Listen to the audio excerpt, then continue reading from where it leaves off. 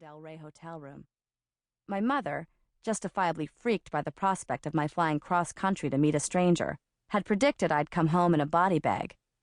But I'd merely bagged a body, and a fine one at that. Shortly after returning from California, I decided to U-haul it out of Chicago for good. Obviously, Johnny was sterling primo cherry grade A boyfriend material. My heart and genitals issued a joint edict that requested I immediately relocate to Johnny's home state of Minnesota, and so I soon piloted a moving van across several states, stopping only for a dashboard smorgasbord of sodden fried chicken off I-94. I didn't have much to leave behind in Chicago, save a low-level job at a bankruptcy law firm where a downtrodden woman named Luann made me file things. My parents were flummoxed by the move, but I had to motor. Love is mysterious and rad, like Steve Perry from Journey. Once I arrived in the Twin Cities metropolitan area, I moved into Johnny's colonial-style suburban apartment complex, a vanilla variation on the brick shitbox school of architecture. The building looked municipal from the outside, like a White House ringer erected on the cheap. Inside our unit, we had white walls, white appliances, white noise, and carpets the color of untrammeled sand in Kauai. In Chicago, I'd lived in a cluttered walk-up adjacent to a liquor lounge and a center for homicidal youth. My new lodgings, by contrast, were pin-drop silent. My life felt like a dry erase board that had been wiped of all its past transgressions and left turns into sordid moral territory. In Minnesota, I could be the most anonymous girl in the world. I could reinvent myself as a lacrosse champ from Topeka if I wanted to. I could feign mafia ties and carry a teacup Maltese about town.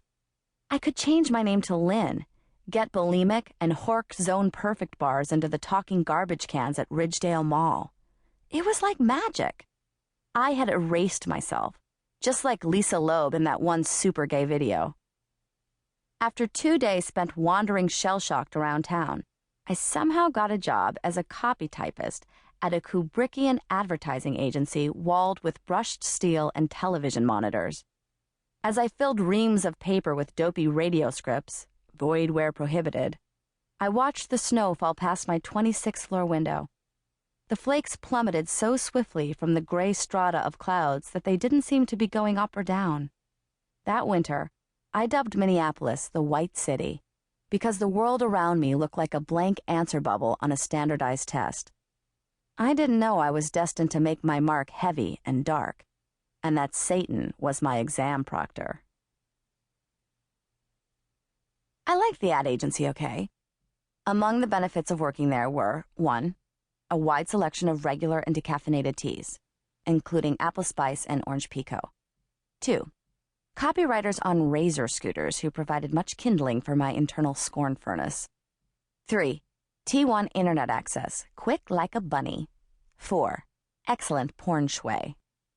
Porn shui, a noun, refers to the art of positioning oneself in one's office or cubicle so that one can surf porn undetected. Usage: I have great porn shui. I face the hallway and the desk behind me is vacant. My internet darling Johnny had high hopes for my success in Minneapolis, so I felt kind of bad when I caught some strain of mutant death flu after only a week in the White City. The virus attacked my legs, and I had to army crawl from room to room of our sparsely furnished rental. When I finally returned to my new job, I hadn't quite lost my limp. As I hobbled back and forth from my desk to the copier, people stared at me like, who hired the crip? Otherwise, the first few weeks at my new home were bright and satisfying as I'd hoped. I'd make kitschy suppers like fondue or shoe leather pot roast while Johnny, a longtime fixture in the local rock scene, chuggled away on his red Epiphone axe. Johnny's 3-year-old daughter, a precocious larva with child star dimples, slept over a few nights a week and seemed initially unfazed by my sudden inclusion in her fissured family unit. When I was home alone, I doggedly tried to finish the heinous novel I'd been writing since college. Inspired by Johnny's musical talents, I tried to learn to play bass guitar.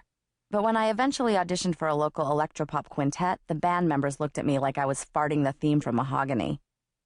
I felt sore about the rejection, and my bass soon acquired a thick patina of dust, which was really crappy because I had been looking forward to posturing on stage like Kim Gordon or Kim Deal, or any of the assorted lank-haired bassists named Kim who had been my heroines as a teen. I didn't know at that point that I'd wind up fingering for an audience.